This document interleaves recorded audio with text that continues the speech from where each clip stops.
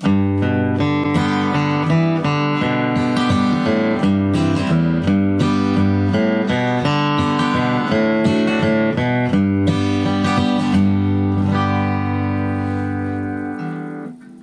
there, Tyler Grant here. Thank you for joining me. Week 7 of our live series here on JamPlay, covering Bluegrass Kickoffs for Flatpicking guitar. I hope you've enjoyed this series so far. I've sure had a great time putting it together for you. Kind of a reminder recap of what we've been doing. We've been working up good kickoffs, which are instrumental introductions to public domain songs in the bluegrass tradition. Now, these are songs that we are able to use because they're in the public domain without infringing on any copyrights. But most of these songs are pretty standard. All of them, actually, are very standard in the bluegrass repertoire these days. So these are all very useful numbers that you can learn and take it to jam sessions with you. And that's the idea, because in the bluegrass style, we love to jam. And there's a lot of points about jamming and etiquette around bluegrass jams that you just have to participate in a jam to start to learn. What I'm showing you here is how to kick off some songs on bluegrass guitar. At the bluegrass jam, often the other instruments are kicking off the songs. The fiddle or the banjo or the mandolin are much more common as far as instruments that will kick off the song traditionally. However, as guitarists, this is an excellent tool to have in our toolkit, because if you're just hanging out by yourself and playing a song, you're going to have to kick it off.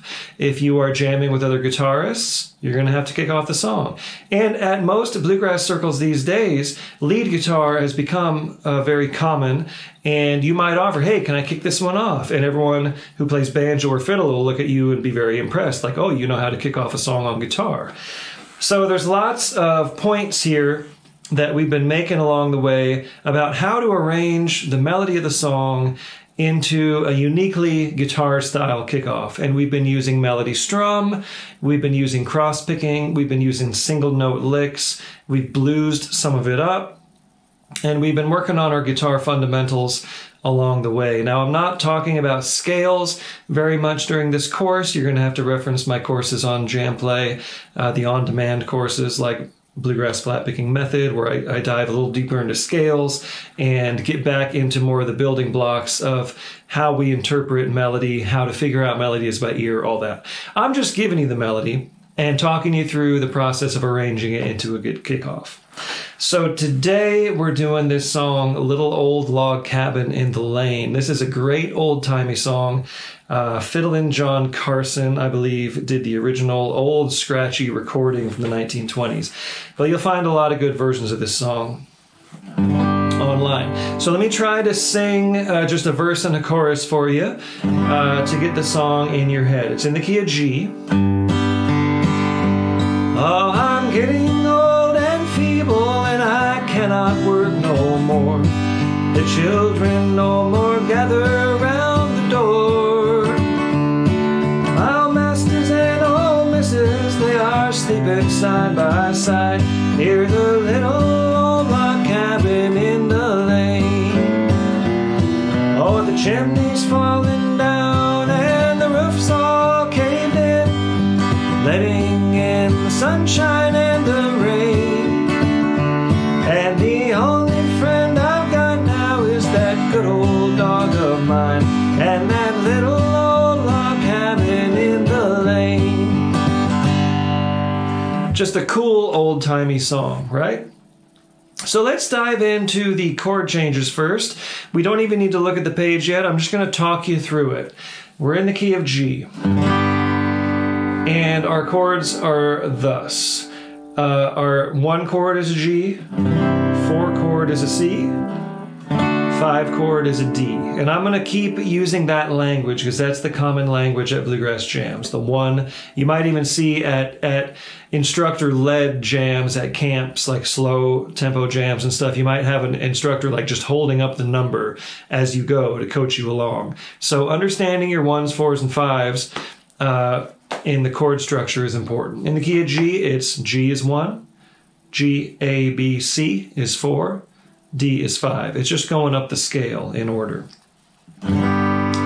So here we go. From the top, I'm just going to shout out the numbers. 1, 2, 3.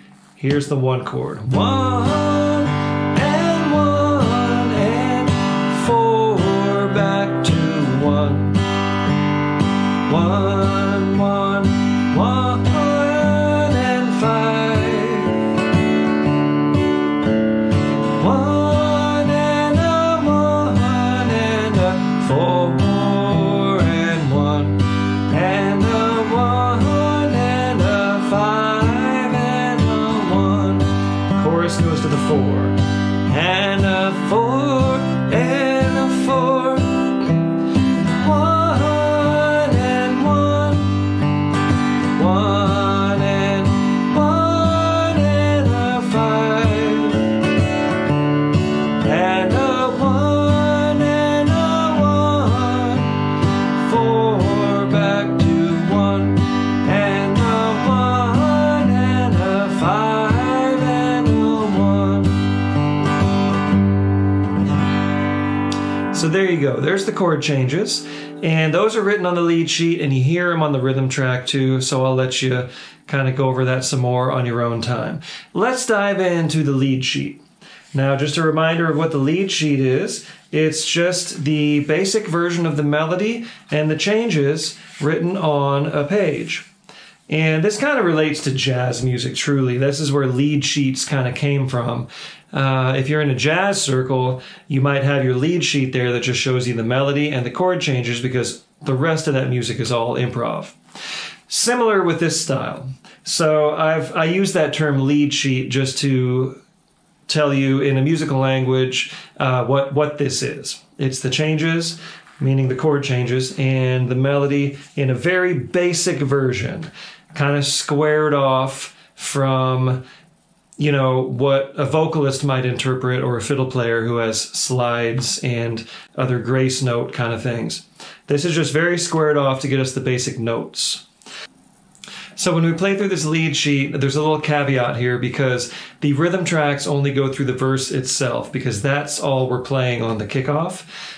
This is the first song in this series that the verse form is different than the chorus form. So this is a little bit of insight into, again, how bluegrass material works and how bluegrass jams tend to go.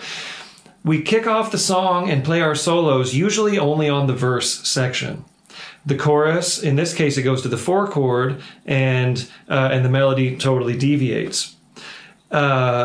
And that is an option once you get into jamming on the song. You say, okay, let's take breaks over the verse and the chorus. But as a standard kind of guideline, we're only using the verses on the kickoff. So this lead sheet goes all the way through the verse and the chorus.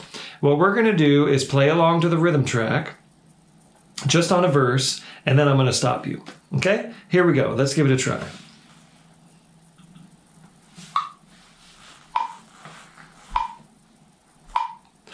1 and 2 and 3 and...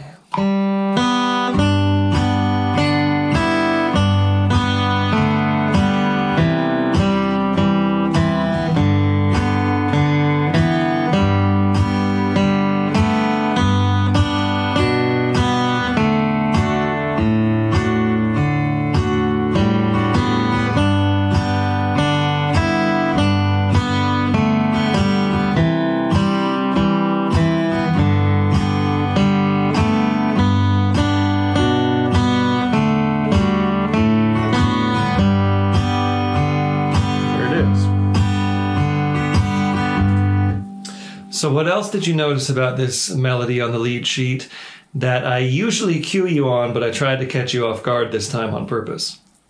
It has pickup notes. Just like many of our other melodies and every single one of our kickoffs, there's pickup notes here. So I wanted to see how alert you were in reading that notation. It's on the 4 and. So 1 and 2 and 3 and 4 and 1 and 2. And these are all downstrokes on this lead sheet. It's just eighth notes. 1 and 2 and 3. Okay, so with that in mind, I'll give you another chance, and let's try this lead sheet one more time, along with the slow tempo rhythm track.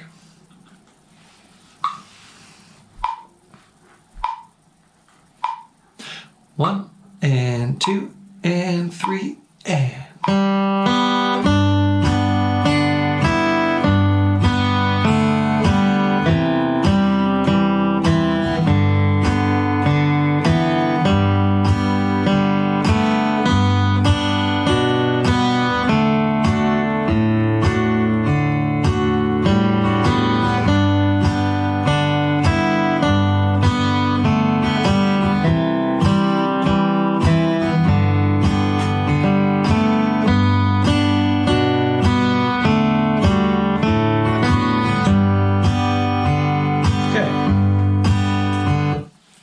There you go. So as we've done every week, I'll tell you that this itself is a fine kickoff. If you're just playing that, that's going to sound beautiful, old-timey, very accurate to the melody. But we're going to start working with this and sort of spicing it up a little bit. So we're going to begin with a melody strum arrangement. Now, this is part of the steps of the process I like to go through to see how this lines up for melody strum, how it lines up for cross picking. Those are the two kind of main self-accompaniment tools that we use in flat picking guitar. So let's check out the melody strum. Like, just listening to this melody, I'm kind of thinking like, oh, that would probably work pretty well for a melody strum. It's a little busier than some of our song melodies. Some of them we've squared them off to the point where there's just longer notes there, maybe less words in the lyric. This one is very kind of da da da da, very notey. It moves right along. So I've arranged for the melody strum for it to be a little bit more spacious. I took out some of those syllables, right, and left the main melody notes there, and just don't repeat them quite as much. So that's part of what you do with the melody strum. You kind of have to conceptualize what are the main melody notes and how are you going to arrange those with strums in between them. This one lays out pretty well. There's a couple little problems to solve along the way that we haven't seen yet in any of our melodies. So let me first just kind of play this for you. And I went ahead and went all the way through the entire verse and chorus because the 4 measures of the chorus that are different are only those 4 measures. Then it goes right back. The second half of the chorus is exactly the same as the second half of the verse. So we only have a little bit of extra material on the chorus. So I'm going to play through this entire thing, and I just want you to listen one time to this melody strum arrangement.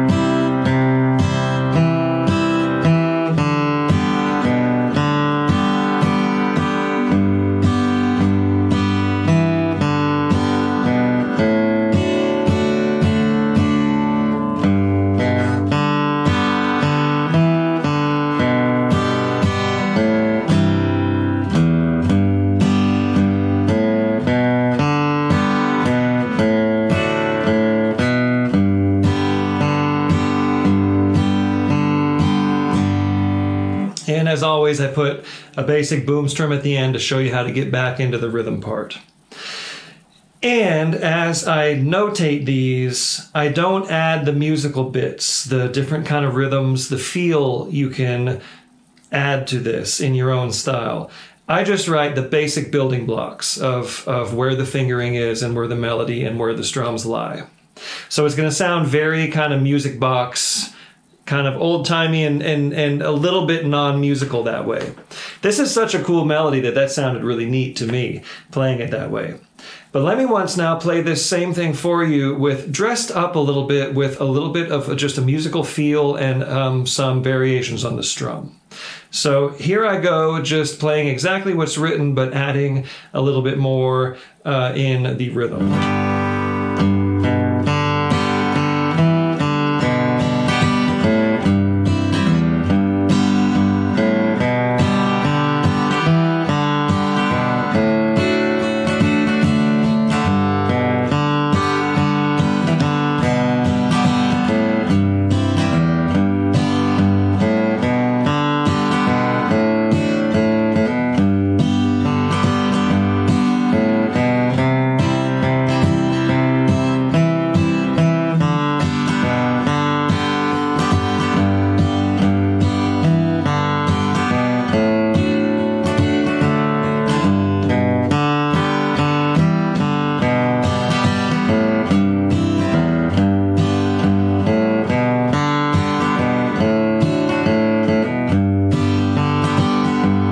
so I put a couple hammer-ons in there too. But anyway, you see how I'm still using the same building blocks, but just kind of adjusting the feel a little bit. So I'm just going to walk you through this one time, kind of note by note. We'll pull up the notation here, and I'm starting with a G chord. I'm holding down a G chord, a regular old cowboy G, as if you remember from previous weeks, I finger it this way so that I can use the closed G if I want, and lift up my third finger. That's how I play a cowboy G. I know it's unique. You might play it this way. However you like to lay that down, I'll kind of go to the standard one here so it's easier to follow. There you go. Just hold that whole chord down, and as we usually strum the G chords in bluegrass style without that third down here. So we dampen the A string with our second finger. That's how we typically strum that chord. But this is our melody note, so we're going to go ahead and put that first finger down in its proper place there and play those three notes of the triad in succession. The low G, there's the B, and the D, and that leaves you right there for a strum on those three strings that remain of your G chord. And then we got melody notes. Again, all downstrokes here. A couple quick strums. Then a melody note on the open A. Then I went ahead, there it is. I went ahead and put my C chord on the second beat. This is the problem that I mentioned that we haven't run into quite yet, where the strong melody note happens on a weak beat. So in that case, we have to use that first, the strong beat, the downbeat of that measure, as just a single note, and then jump on our chord on the next beat. So you can do that. I've gone ahead and just gone like so. All right? So that's a weird kind of syncopated place to put a chord strum. Or I should say a melody note with a chord at the same time. So that's how I navigated it. You know, if I'm playing it musically, I might go. Anyway, I'm going to leave that a little bit up to you, but as it's written here, it sounds just fine because we get right back to the melody notes. The low E open, and then the G note with the rest of the chord strum there. Then moving on, melody notes, strum, open D, strum, melody notes,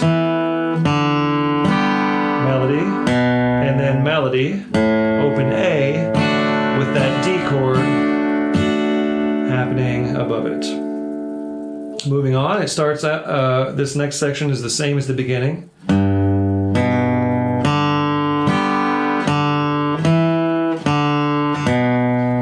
comes that weird one.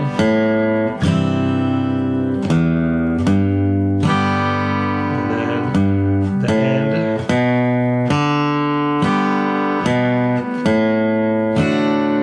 That's just that little 1 and 5 measure on the D chord. Back to a boom strum for a moment. Okay.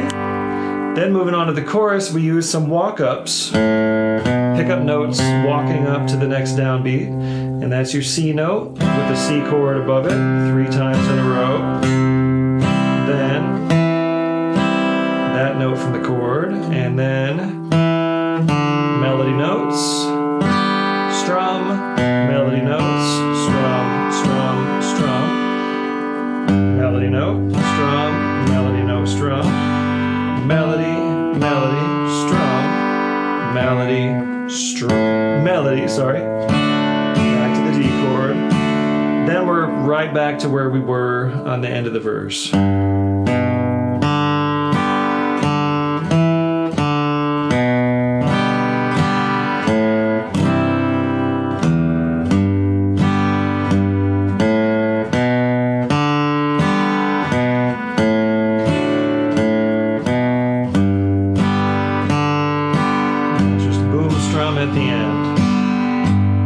Okay, so I know I'm breezing through this because this isn't really the focus of what we're going to learn. We're getting up to my actual official kickoff that I've arranged for you. This is just a step in the process I always like to explore. So I'm going to play this one time, really, really slow, in time, and play along with me if you're ready. If not, you can come back to this. All you JamPlay members who can access the archive can come back and try this again in your own time if you're interested in this part of the process. So here we go, melody strum version of Little Old Log Cabin in the Lane, really slow. A 1 and a 2 and a 3 and 4 and 1.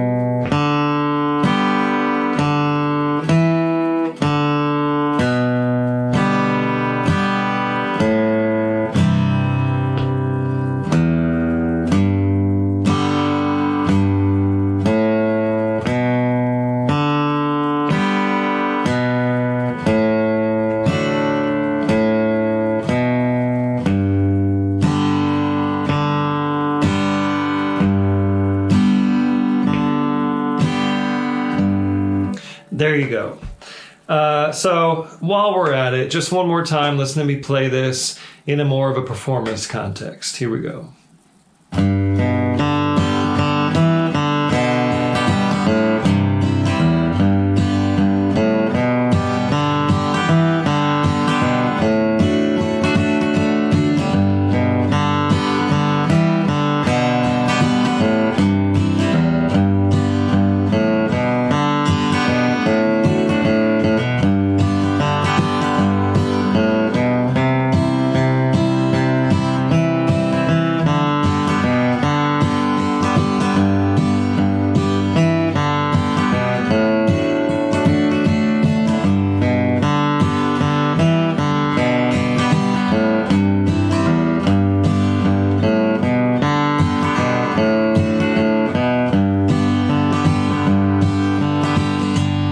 And again, I'm doing the entire thing here, the verse and the chorus. Let's go ahead and move on to our actual kickoff, which is only over the verse form. Now, we're going to get into some cool tricks, a few of them. This is mostly things we've already covered in this series, and techniques that I cover in my Bluegrass courses on JamPlay, the on-demand courses. And starting with sort of making the pickup notes a little more interesting. I'm really into pickup notes. So the pickup notes go like this. A 1 and a 2 and a 3. So it's got a syncopated little hitch in it. So that comes in the 3 E and. So 1 E and, a 2 E and, a 3 E and, a 4 E and. So that's why it's an upstroke. E and the rest are downstrokes. So 1 E and, a 2 E and, a 3 E Sorry. 1 E and a 2 E and a 3 E and a 4. So it's 1 E and a 2 E and a 3, up, down, down, down. Okay? Pretty straightforward there. And then on the downbeat, we'll slide with our first finger from the first fret of the B string to the third fret. Quick slide right on the downbeat. Then the next downstroke, play the open G string. Then back to that melody note you're still holding down. And then that little melody note. And that is actually an upstroke, up, down.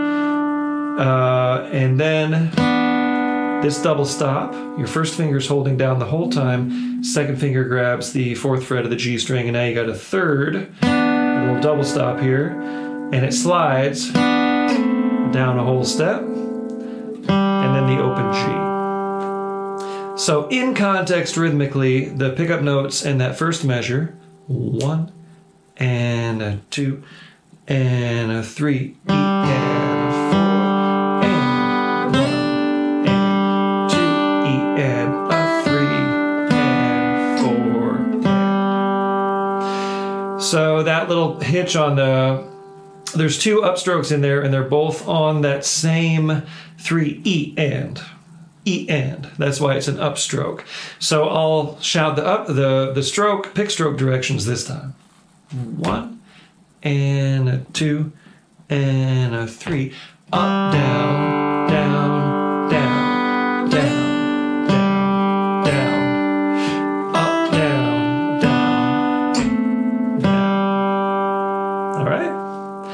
Moving on, we got this little figure.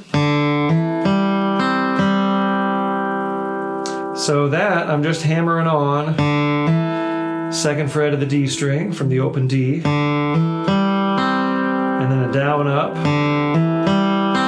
on that C chord arpeggio. It's just that little partial three note C chord, and that'll be a down, down, up. Similar to our cross-picking patterns, but not quite. And then open G, that melody note there that you're still holding down from the C chord, and then open D. And then a quick little strum. Use your fourth finger or your third finger, either one. A little 3-note G chord strum while we have some space there. Moving on, open D, second fret, with my third finger because I'm going to slide up with my third finger to this position. And that's going to set me up for this G chord shape. It's like an F chord. Like so. I'm just working my way up that little arpeggio. I started with a unison slide there, open G with that 5th fretted G on the D string, and then up to the fretted note on the 4th fret of the G. Then a double stop there with my first finger holding down both of those high notes. And now, a little double stop hammer on. So first finger's holding down the 3rd fret of the E and the B strings. You play them both and hammer on your 3rd finger, just to there on the B string. And then right back. And then that fretted note again. And that sets me up for my D chord, where I'm just holding down a D chord shape and using, that's my melody note, the low fretted note, the A note on the G string, and I'll do a little down, down, up, down, up, down, up, down, like so. So that gets us through the first half of this kickoff. Remember, it's only on the verse. If you were using that melody strum version, backtrack in a minute, to kick off the song, you would have just played the verse on that as well. So this is the first half of the kickoff, and let's try that really, really slow. Here we go. A 1 and a 2 and a 3.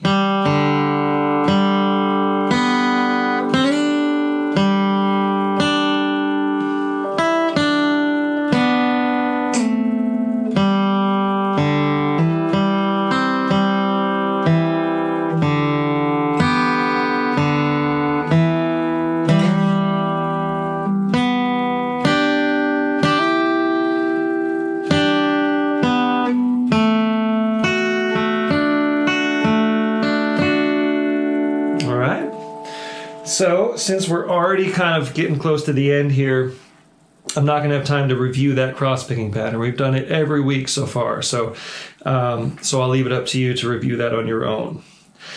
Let's try that first half of the kickoff with the rhythm track at slow tempo.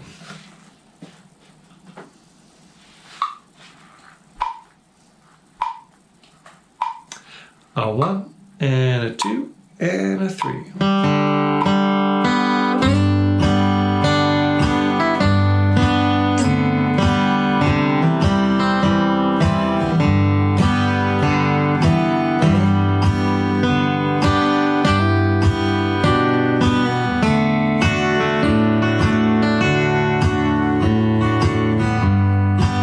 Okay, moving on. We've got some single notes. These are the pickup notes to the second half of the break, of the kickoff. So down, up, down, up, down, up. And then there's your third finger on the third fret of the B string. Open G, right back to that fretted note. And let that ring, and then catch an upstroke. So that's a little bluesy lick. Upstroke on the E string, and then down the pentatonic scale, major pentatonic, and then this little flatted third fret of the G string, open B, open G. That's just to give it a nice little ragtimey, bluesy, old-timey flavor there. So again, those pickup notes, 1 and 2 and 3 and a 4 E and a 1, 2 E and a 3 E and a 4. That's how that goes. Moving on, we've got the pickup notes to the next measure, open D, first fret, second fret. And this is one of my absolutely favorite old-time licks. That's a perfect little lick going to the 4 chord,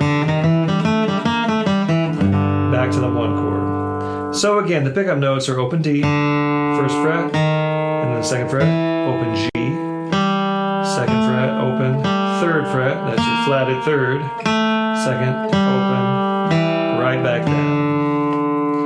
Okay? Then we got these pickup notes to the following measure. I use that lick every single week, and I call that the most important lick in flat picking guitar. In whatever various rhythm or other type of rearrangement of it, those notes. And then we're going to slide up, quick slide with the second finger from the second to the 4th fret of the G string. Setting you up for that double stop there on that same little F chord shape we played before on a G chord. And then a slide down, slower slide, open G, and then that second fret, open D, and then pull off. Well, we're gonna play that first fret of the B string and pull off, like so. And the idea is that low D note is ringing. And then open G, and that's it, and a little trail off lick. Different than our G runs. We've done some version of a G run every week, and this week I decided to go a different type of, what we call a G run. This is just a descending little bluesy country lick to finish it off and get back to our boom strum. So here we go. Again, all you JamPlay members can come back and review this in your own time if this is moving too quick. We're on week 7, so at this point I'm piggybacking some of the concepts off of one another so we can move a little more quickly. But we're about out of time here, so let's start running this with the rhythm track. Here we go, the entire kickoff with the rhythm track at slow tempo, 50 beats per minute.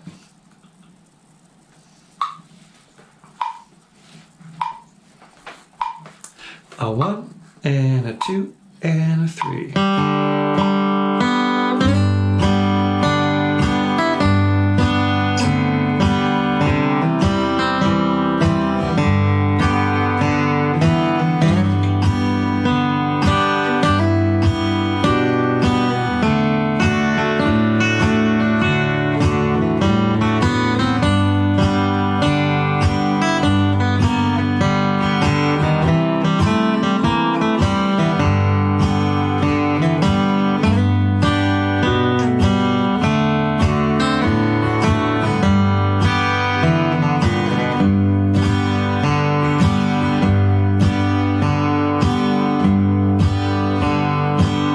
Okay. Turn that down a little bit. So, did you do the same thing I did that first time when I wasn't thinking ahead? I went on the third measure with my second finger and realized, oh no, that's not going to set me up for this. You got to remember to plan ahead to get your third finger there for that slide up. So that sets you up for that next move. Sometimes you have to plan ahead that way. So let's try that one more time. The entire kickoff, 50 beats per minute. A 1 and a 2 and a 3.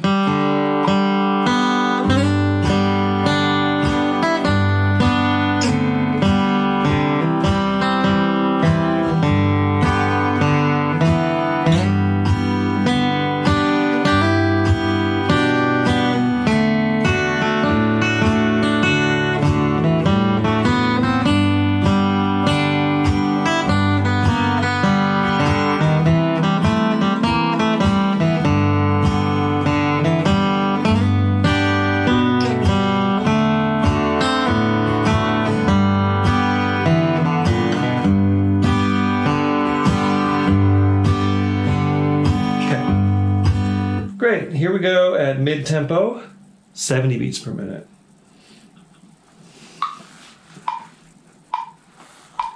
A 1 and a 2 and a 3.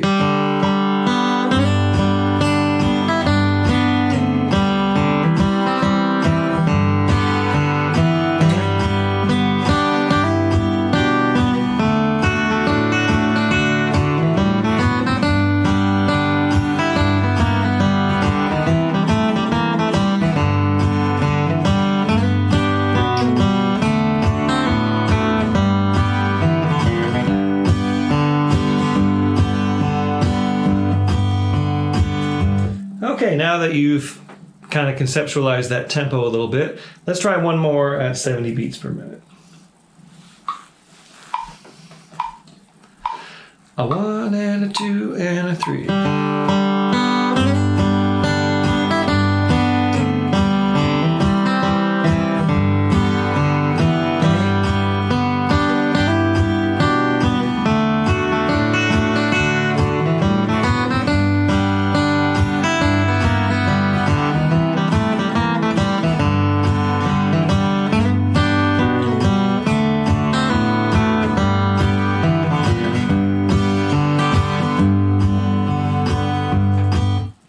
I'd say that's a pretty cool kickoff.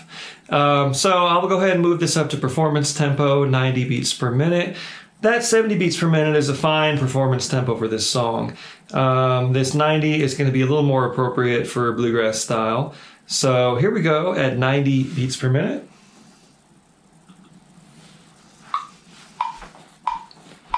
One, two, three.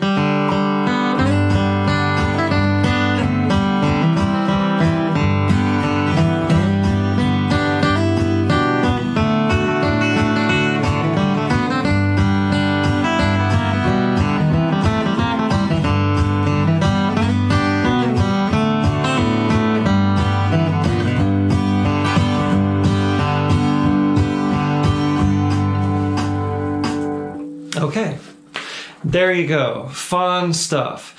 So I'm going to break now for questions. Send some in. Don't be strangers. Remember that we cover a lot of this kind of playing in context on my Monday night play-along jams on my YouTube channel and my Facebook Live. So check those out, and I hope you've enjoyed this as much as I have. Learn this song. It's really cool. Check out the original recording from Fiddle and John Carson.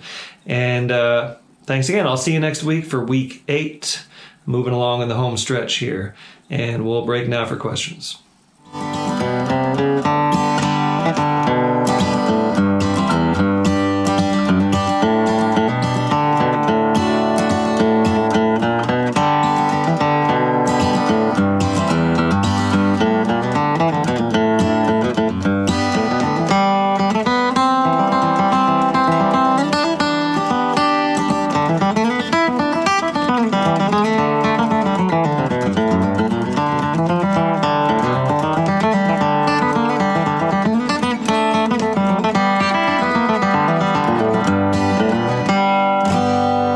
Just feel like jamming today.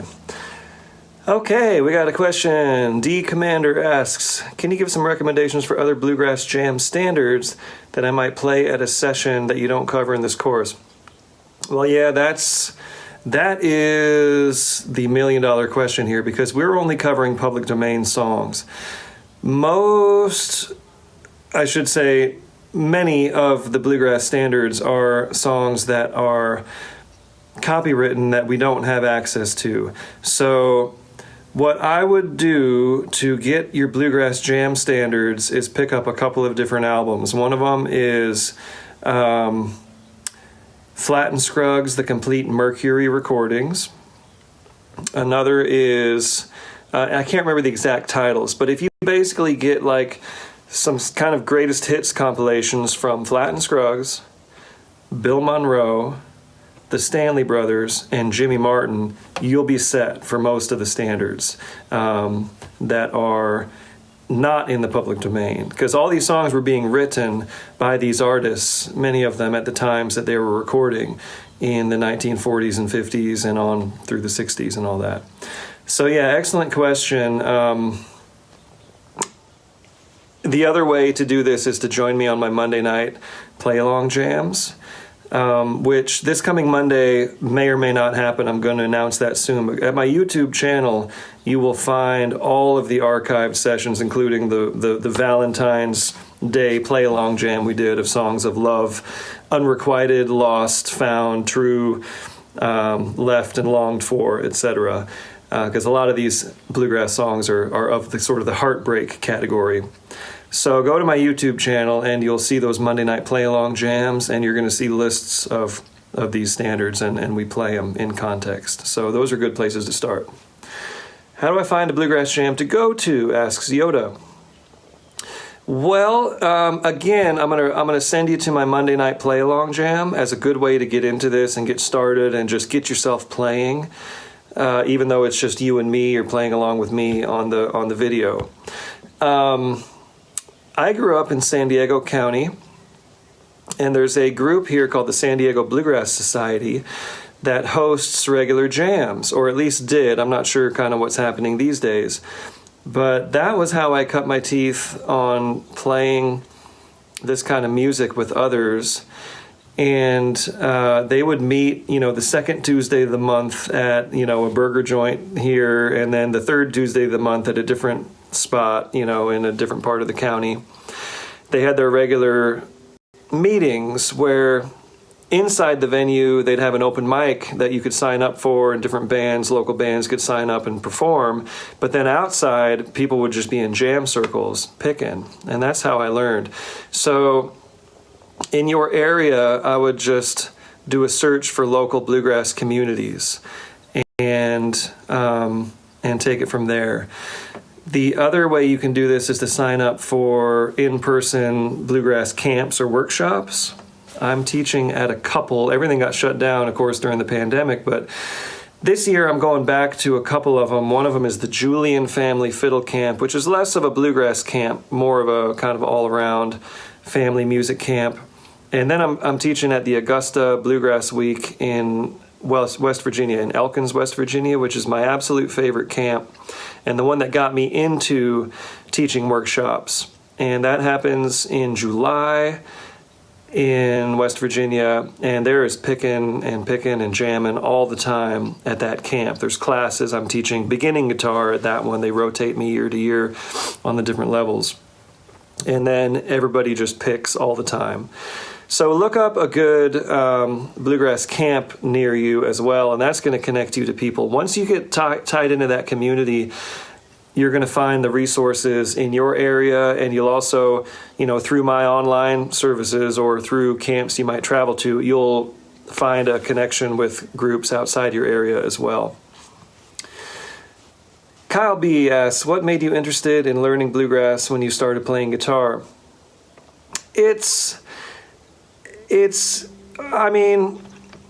That's a long story, but I had that sound in my ear because my dad listened to bluegrass growing up. And here in San Diego County, there was a radio station, KSON, the big country station in town.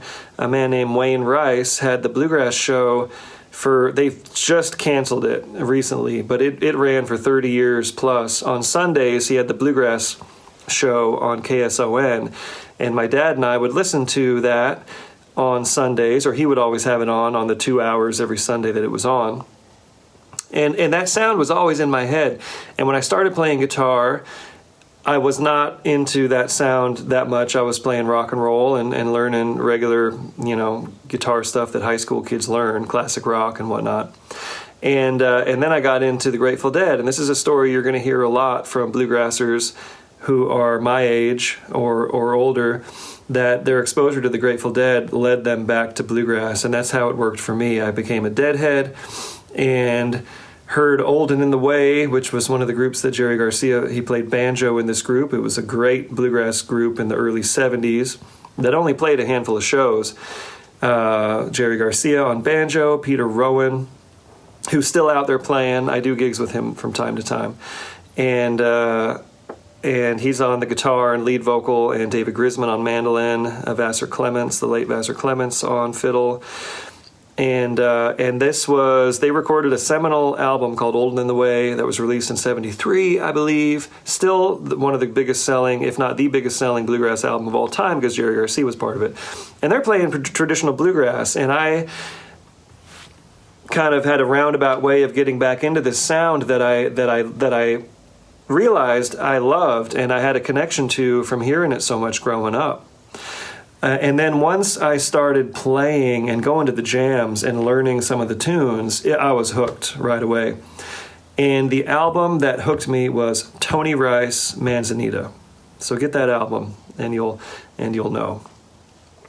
And Jay Bird and Frank Hanner both say they're loving the course. Well, thank you all so much. I've really enjoyed doing this course, and it's fun to put some of this into context and help you all get into this concept of jamming in the bluegrass sort of style, because it is so fun, and there's rules and etiquette to it. And once you get out and get into these jams and bring these tools to them, it's going to open up a big world for you, and a really fun community, and one of the funnest styles to play. And you can take it to any virtuosic level that you want, or keep it as basic as you want. That's the beauty of it. There's access to this bluegrass style for all players. Okay, thank you all so much, and I will catch you next week.